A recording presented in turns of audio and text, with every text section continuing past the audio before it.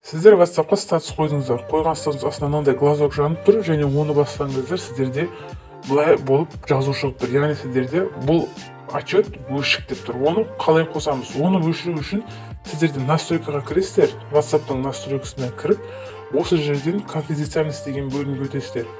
Осы жерден сіздер мінекей отчет о прочитании деген бөлім тұр. Осыны сіздер қосып қоясыздар. Бұл не үшін?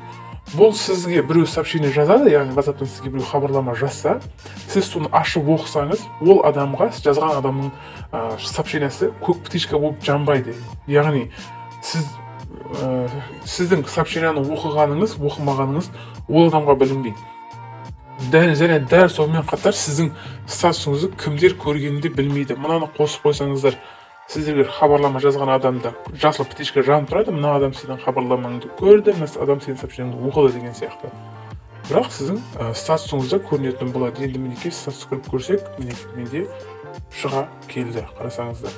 Және бұны қай уақытта қосасыздар, сол қосқан уақыттан бастап көрген адамдардың саны көрінеді. Оған дейінгі адамдардың саны көрінбейді.